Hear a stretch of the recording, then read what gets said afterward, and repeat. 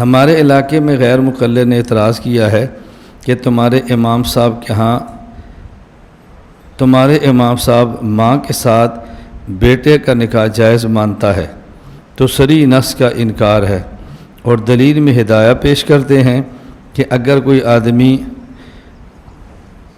محرمہ کے ساتھ نکاح کر کے وطی کرے تو امام صاحب فرماتے ہیں اس آدمی کو حد نہیں لگایا جائے گا، جس سے معلوم ہوتا ہے کہ تمہارے امام ماں کا بیٹے کے ساتھ نکاح کو جائز مانتا ہے، اور فائل میں یہ مسئلہ میں نے نہیں پایا۔ جواب چاہیے، جو فائل آپ کے پاس ہے اس میں مسئلہ نہیں ہوگا، ورنہ اس پر تو ہماری فائلیں موجود ہیں، اس پر میرا کلپ بھی موجود ہے، فائل بھی موجود ہے، میں نے خود یہ مسئلہ پڑھایا ہے، تو یہ نہ کہیں کہ نہیں، ہاں آپ کے پاس جو اس کے اندر شاید نہ ہو۔ دو باتیں سمجھیں، ایک چیز ہوتی ہے کتاب الحظر والاباحہ کے اندر، اور ایک ہوتی ہے کتاب التعزیرات والحدود کے اندر۔ فقہا دو مسئلے الگ الگ جگہوں پر بیان کرتے ہیں، ایک یہ ہے کہ یہ مسئلہ یہ جائز ہے یا نہیں، اس کا تعلق ہے کتاب الحظر والاباحہ کے ساتھ، اور ایک ہے کہ اس کی سزا کیا ہوگی، اس کا تعلق ہوتا ہے کتاب الحدود والتعزیرات کے ساتھ۔ کسی گناہ پر حد نہ ہونا اس کا معنی یہ نہیں کہ وہ گناہ ہی نہیں ہے، کسی کام پہ حد نہ ہونا اس کا یہ معنی نہیں کہ وہ کام جائز ہے۔ ترمذی میں روایت موجود ہے، حضرت عبداللہ بن عباس رضی اللہ عنہ فرماتے ہیں من اتی البہیمۃ فلا حد علیہ، اگر کوئی شخص چھپائے اور جانور کے ساتھ بدفعلی کر لے تو اس پر کوئی حد نہیں ہے۔ اب اس کا یہ معنی ہرگز نہیں ہے کہ جانور کے ساتھ بدفعلی کرنا عبداللہ بن عباس کے یہاں جائز ہے، اس کا معنی یہ نہیں ہے۔ اب اگر کوئی شخص پیشاب پی لے تو اس پر کوئی حد نہیں، اس کا معنی یہ نہیں کہ پیشاب پینا جائز ہے۔ کوئی بندہ پخانہ کھا لے تو اس کے اوپر کوئی حد نہیں، اس کا معنی یہ نہیں ہے کہ پخانہ کھانا جائز ہے۔ کیوں؟ حدود شریعت کی متعین سزا کو کہتے ہیں، حدود شریعت کی متعین سزا کو کہتے ہیں جس میں کمی بیشی آپ نہیں کر سکتے، اور تعزیر ایسی سزا کو کہتے ہیں کہ جو متعین نہیں ہوتی، قاضی کے رائے پر ہوتی ہے، چاہے تو جتنی سزا دے، وہ کم سے کم بھی دے سکتا ہے اور زیادہ سے زیادہ بھی دے سکتا ہے۔ اب اگر کوئی شخص لڑکی کے ساتھ زنا کرے تو اس پر حد ہے کہ غیر شادی شدہ ہے تو کوڑے ہیں، اور اگر شادی شدہ ہے تو سنگسار ہے، لیکن اگر کوئی لڑکا لڑکے کے ساتھ بدفعلی کرے تو اس پر حد نہیں ہے۔ اب اس کا معنی یہ کہ جائز ہے نہ، لڑکے کا لڑکی کے ساتھ زنا کرنا جرم ہے لیکن چھوٹا ہے، لڑکے کا لڑکے ساتھ بدفعلی کرنا اس سے بھی بڑا جرم ہے۔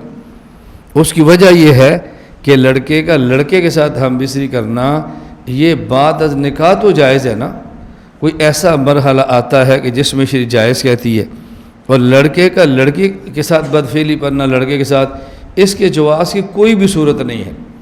تو جس کے جواز کی صورت ہو کچھ شرطوں کے ساتھ، اگر وہ کام کیا جائے ان بغیر شرطوں کے، اس کا حکم اور ہے، اور وہ کام جو کسی شرط کے ساتھ کسی صورت میں بھی جائز نہ ہو، اگر وہ کر لیں گے تو اس کا حکم اور ہوگا اور زیادہ سخت ہوگا۔ اس لیے شریعت نے زنا پر ایک سزا رکھی ہے جو چھوٹی ہے۔ ایک آدمی غیر شادی شدہ ہے تو اس کی سزا کوڑے ہیں۔ اب کوڑوں سے بندہ مرتا تھوڑے ہی ہے، اس کوڑے کا مقصد تو تکلیف دینا بھی نہیں ہوتے، کوڑے کا مقصد تو یہ ہوتا ہے کہ کوڑے کا مقصد ہے کہ اس کو تنبیہ کرو اور معاشرے میں کرو، اور اس طرح کرو کہ جیسے کسی بندے کی توہین ہو رہی ہوتی ہے، مقصود توہین نہ بھی ہو لیکن توہین ہوتا ہے کہ آئندہ بندہ ہمت نہ کرے، اس کا مقصد ختم کرنا تو نہیں ہے۔ اچھا، اسی طرح اگر شادی شدہ کریں اور ساری شرطیں موجود ہوں تو شریعت کہتی ہے سنگسار کرو، تو اس کا مطلب یہ نہیں ہے کہ بندہ ختم کر دو، وہاں بھی سنگسار اس لیے رکھا ہے کہ سزا اتنی سخت ہو کسی کی ہمت نہ ہو، لیکن اس کو فوراً قتل نہ کرو تلوار کے ساتھ یا گولی کے ساتھ، بلکہ اس کو سنگسار کے ساتھ مارو۔ یہ شریعت نے کیوں رکھا ہے؟ تاکہ اس بندے کے جان بچنے کے مواقع موجود رہیں، جان بچنے کے موقع موجود رہیں۔ اگر شادی شدہ کے زنا کی سزا سزائے موت گولی یا تلوار کے ساتھ رکھ دیں تو اس طرح کے بچنے کے چانس ہی ختم ہو جائیں گے۔ اس کی تفصیل کیا ہے؟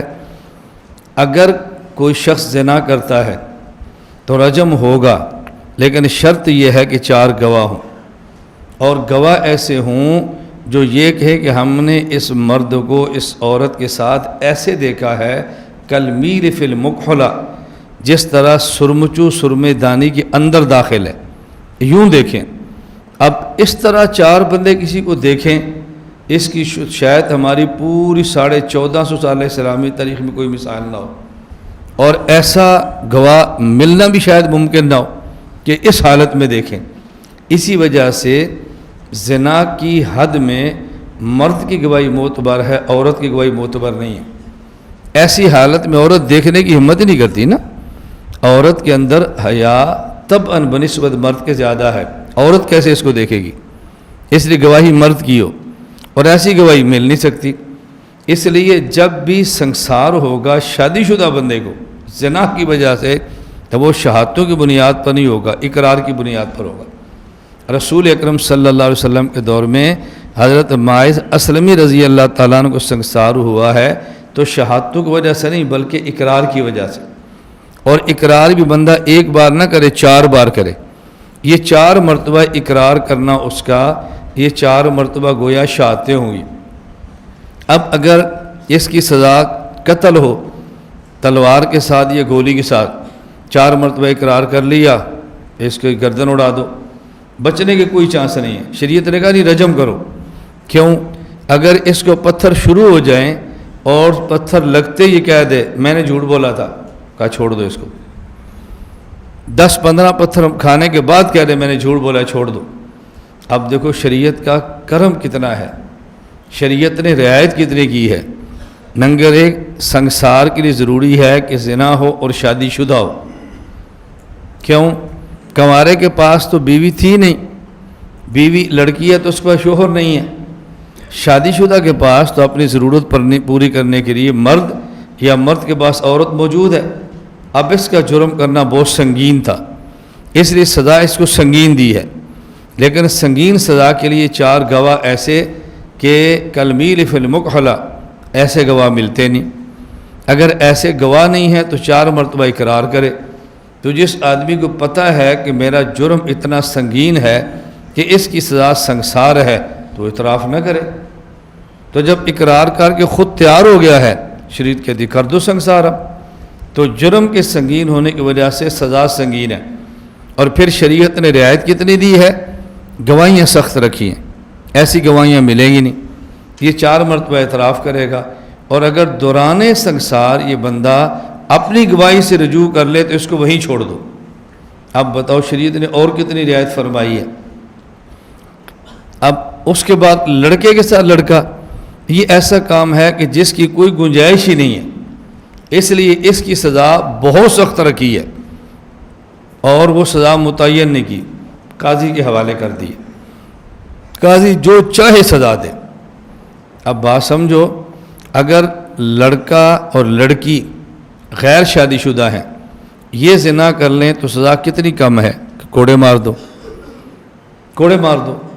اور اگر لڑکا اور دوسرا لڑکا دونوں کنوارے ہیں اور بدفعلی کر رہے ہیں، ایک کرے یا دونوں کریں، اب ان کا چونکہ جرم سخت ہے نا، کہ ان کی سزا سخت ہے، قاضی کو چاہیے ان کو پہاڑ پر چڑھائے اور وہاں سے گرا دے، قاضی کو چاہیے کہ ان کو نیچے کھڑے اوپر دیوار مار دے، جو سزا سخت سے سخت دینا چاہے وہ دے۔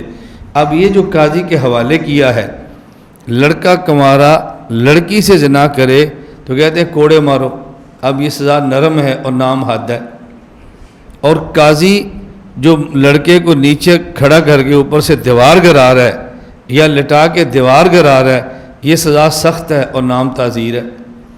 اب اگر کوئی بندہ کہے کہ جی کوئی لڑکا لڑکے سے بدفعلی کرے، اس پر کوئی حد نہیں ہے، اس کا معنی یہ نہیں کہ جائز ہے، سوال ہے حد نہیں ہے تو ہے کیا؟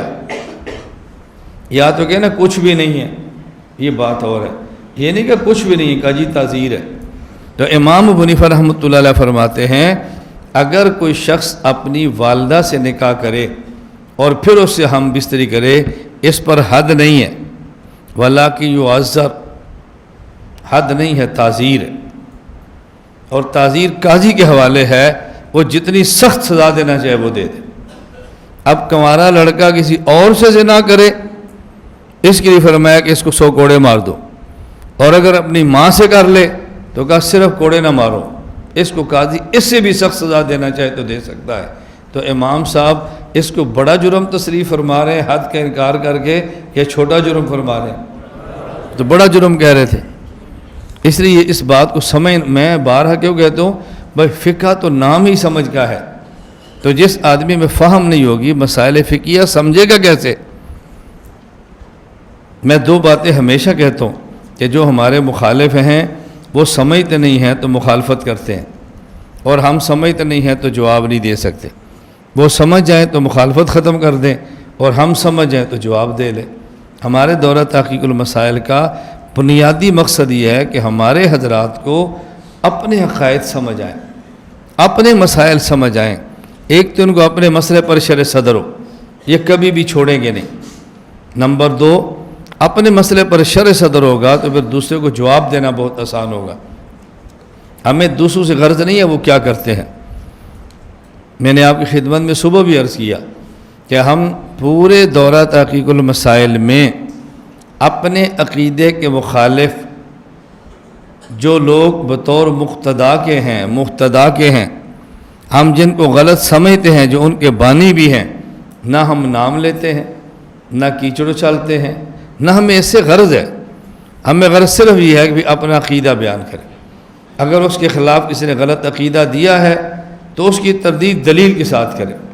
یہ کوئی فرقہ واریت نہیں ہے، یہ کوئی لڑائی نہیں ہے، یہ کوئی جھگڑا نہیں ہے۔